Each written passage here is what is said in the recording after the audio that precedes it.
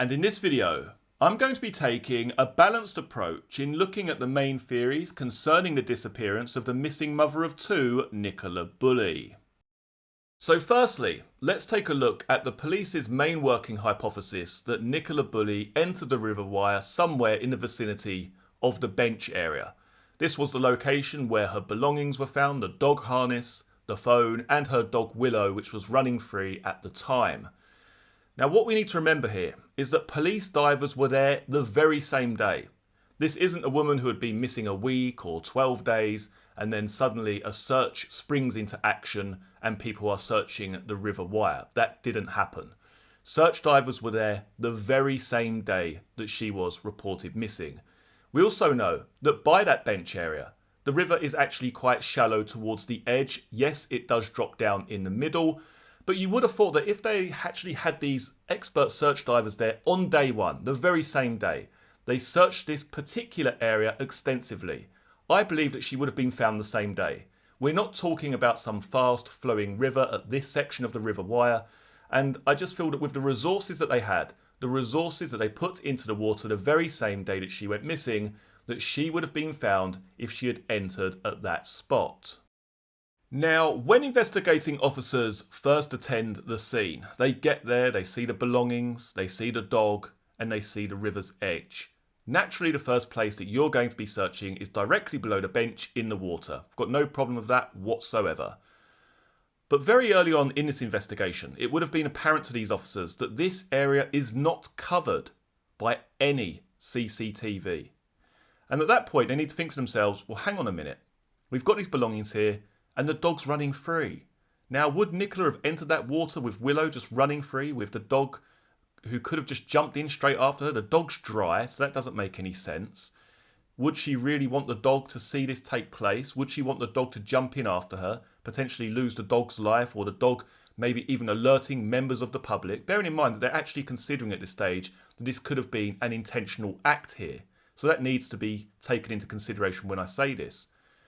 But the fact that Willow is running free and Willow is dry and running between the bench and the gate area, surely they could have thought to themselves, hang on a minute, she may have gone through the gate, she may have distracted the dog, or maybe even tried to tie the dog up herself and leave through the gate, straight onto the road, across the road, through the gate, and followed the footpath further downstream towards the weir. That should have been a consideration very early on in this investigation. We also need to remember that there's no way of knowing for sure exactly what areas were searched during those earliest stages. Did they solely focus just below the bench area? Did they decide to then move upstream towards the upper field due to the last eyewitness sighting of Nicola Bulley being in that area? That would make sense.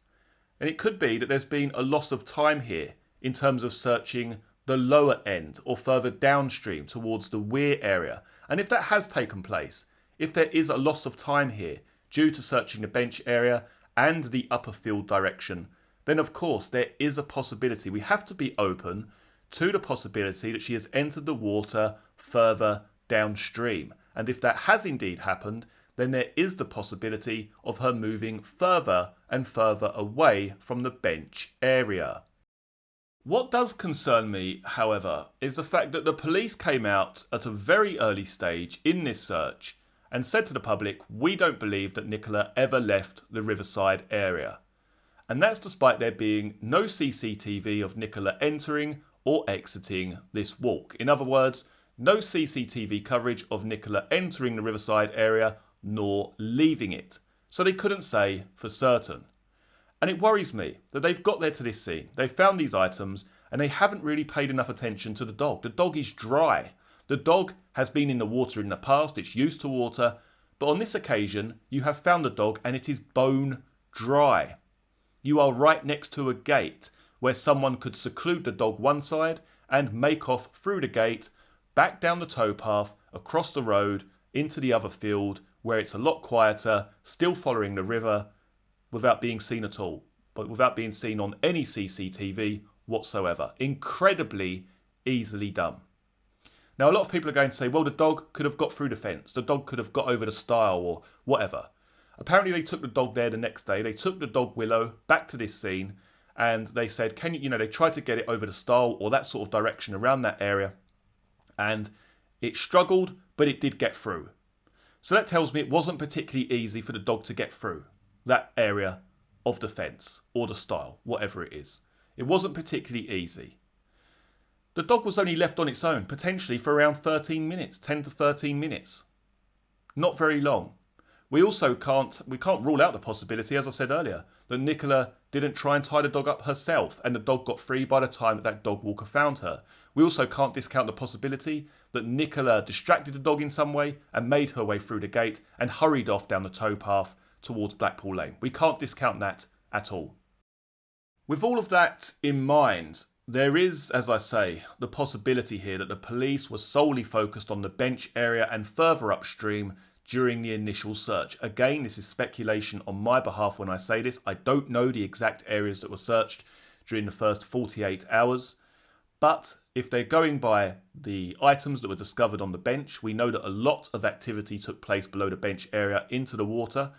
And it wouldn't surprise me if they then moved further upstream due to the fact that the last eyewitness account of someone seeing Nicola alive was in that area, the upper field, further upstream. If that has taken place, or maybe they've even gone downstream, but not far enough, we need to remember that Nicola could have covered miles, absolutely miles, just following the river wire, further and further downstream. We have to be open to the possibility that she did enter the water at some stage.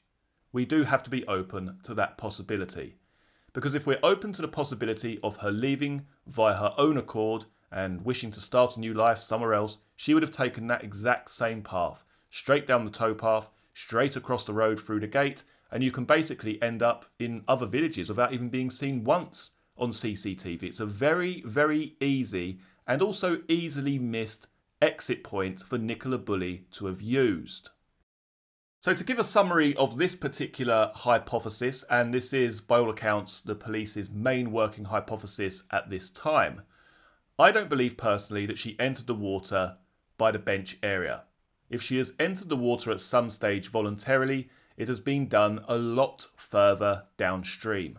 What is it that gives me that impression? Firstly, the bench area has been searched extensively from day one, yet no sign of any clothing, no sign of Nicola has been discovered by those divers. Secondly, the dog Willow is dry. The dog is absolutely bone dry when discovered by passers-by, and that dog was moving at the time from the bench area back to the gate, the bench to the gate, the bench to the stile, that sort of location. Could that tell us that Nicola at some stage did leave that area and the dog was waiting for her to come back? It didn't particularly want to struggle through the fence, it was just waiting there. Bearing in mind, there's only about 10 or 13 minutes which elapse between Nicola's disappearance and the discovery of Willow the dog. Point number 3. I actually believe that the police were wrong in that they came out very early on and said that we don't believe that Nicola Bulley has left the Riverside area. That was wrong of them to say that, in my opinion. They were basing that on the fact that there were no dog walkers that saw her with their own eyes leaving down onto Blackpool Lane. I've also been told, or I've also heard since these reports from the police, that this was a very cold day. January 27th, the morning of January the 27th, the day that Nicola Bulley went missing, was a cold morning, and there were actually fewer dog walkers out than usual for that time of day. So you can't discount the possibility that Nicola entered and exited back through that gate towards Blackpool Lane and then continued on further downstream along the river path, along the walking network. It's important that I stress that this is just a normal walking route. This is not a random open field that leads to nowhere. This continues the river path. You can follow this path along the river wire a lot further downstream, completely and utterly undetected. Also worth remembering, no dash cam footage at this point in time has captured Nicola's walk, not starting the walk or not ending the walk. And how can you explain that? The only way that I can explain that, if she has indeed left the area, is that she simply crossed Blackpool Lane straight across the other gate directly in front of her and continued on following the river wire downstream. Now, I know that some people are going to be absolutely adamant that she didn't enter the water. There's no way that she could have entered that water and not have been found at this point in time. And what I want you to do is I just want you to rewind about a week from now. Let's just go back a week. During that time period, we really had one of three ideas as to what happened with Nicola Bulley. Either this was a tragic accident, in which case, yes, you would believe that it most likely took place towards the bench area, around the bench area, a tragic accident in that she fell into the water. Secondly, she'd been abducted, or thirdly, that she had left, via her own accord. She decided to up sticks and leave. But now, with the recent revelations, there could have been an element of intent here. This was a vulnerable individual who may have intended to enter the water. For me, that does change things slightly, in that I don't believe that we're just looking at the bench area as a potential area where Nicola could have entered the water.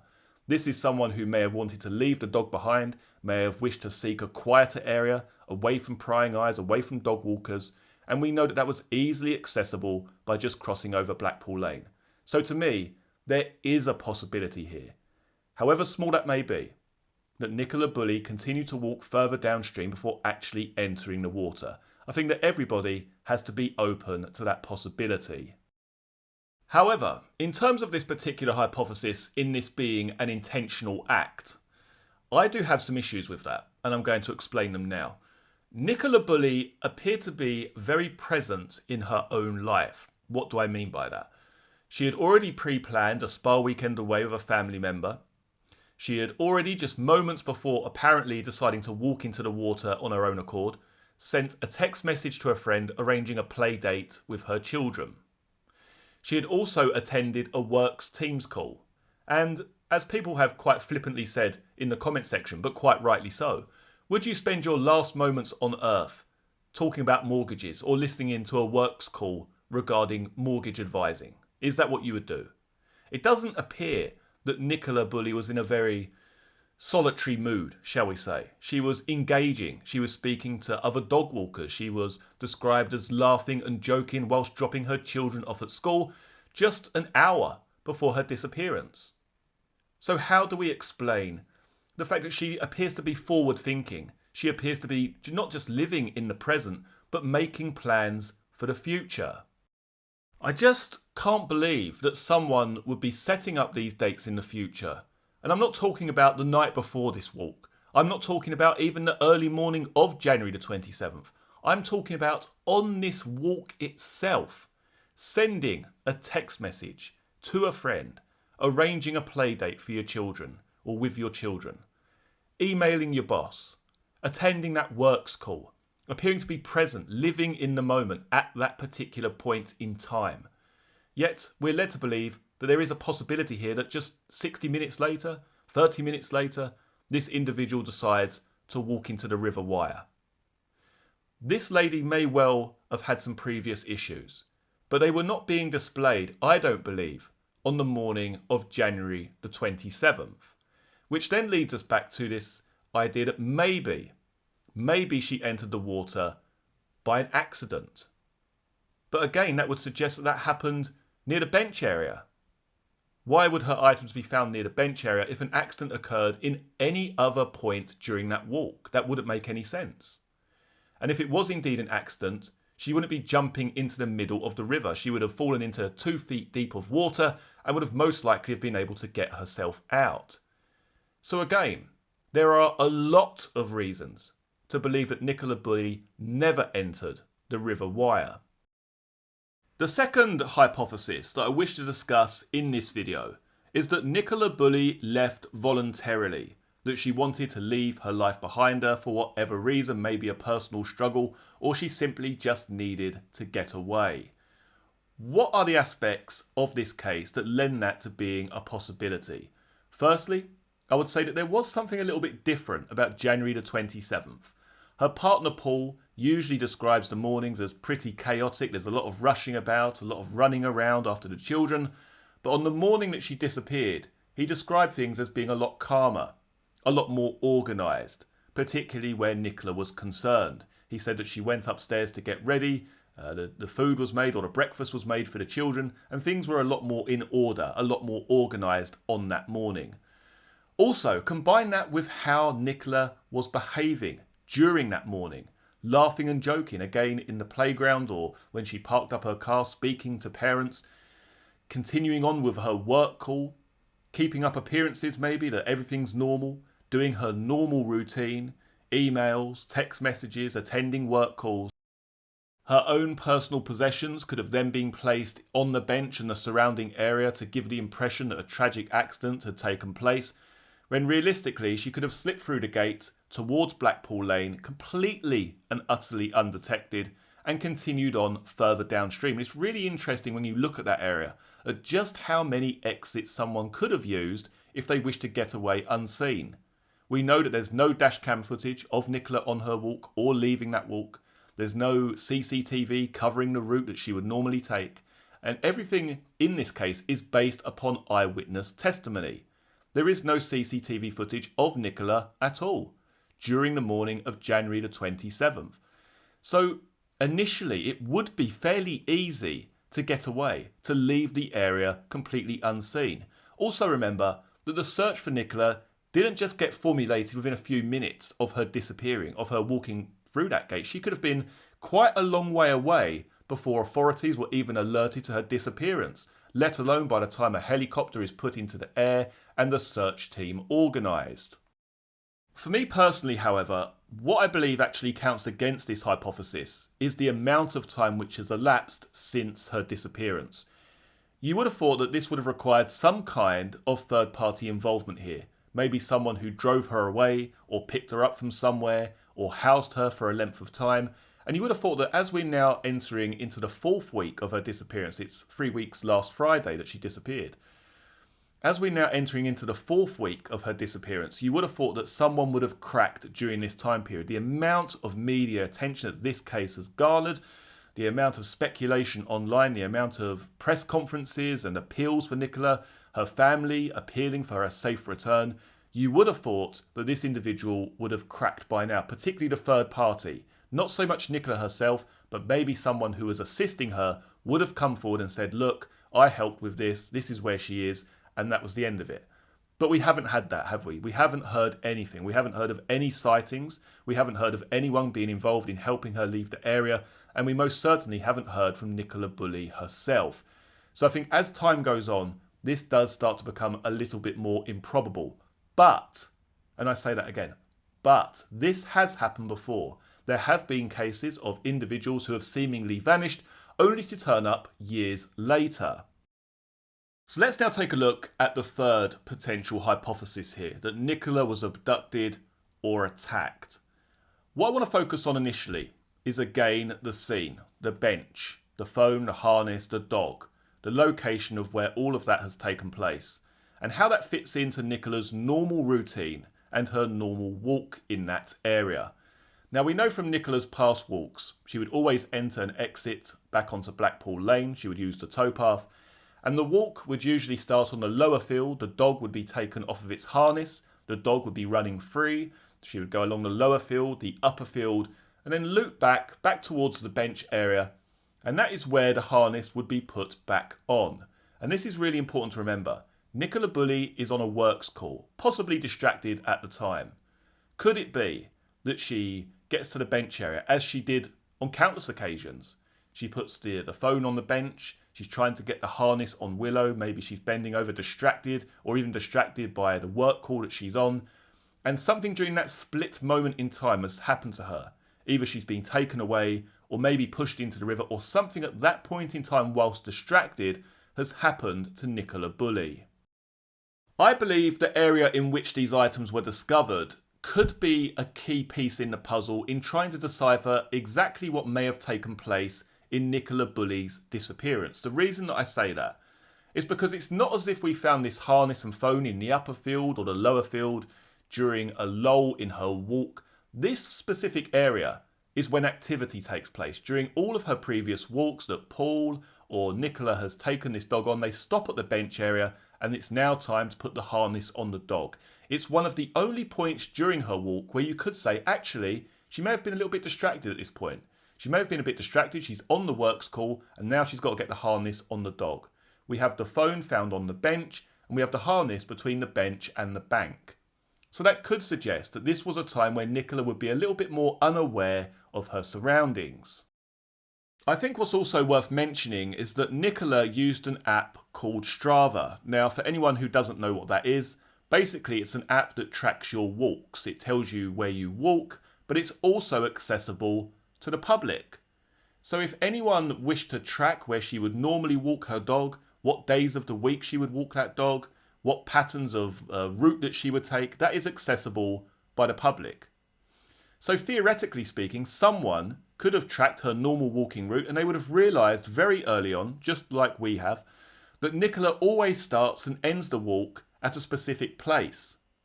Right by the bench, back onto the towpath, back out onto Blackpool Lane. The same entry point, the same exit point on every single walk in the past. So it's not beyond the realms of possibility that someone could have tracked her movements or her prior routes from previous walks. That is a possibility. However, just like the other hypotheses that we have covered in this video, there is nothing evidentially speaking to back up any one of these potential theories. We have nothing in terms of evidence to suggest that Nicola Bulley fell into the River Wyre. We don't have anything in terms of her leaving and starting a new life somewhere else. And we don't have anything to suggest, evidentially speaking, that she's been abducted or attacked. We have no eyewitness accounts of hearing a woman scream or someone being led away from the scene or a car screeching away and speeding away from Blackpool Lane. We have none of that as far as we're concerned at this present time. And it's really important to remember that all options, as it stands today, still remain open. Many thanks for joining me for this video. If you enjoyed the content, please do give it a thumbs up down below and subscribe to the channel. And as always, I look forward to seeing you all again for the next one. Take care. Cheers.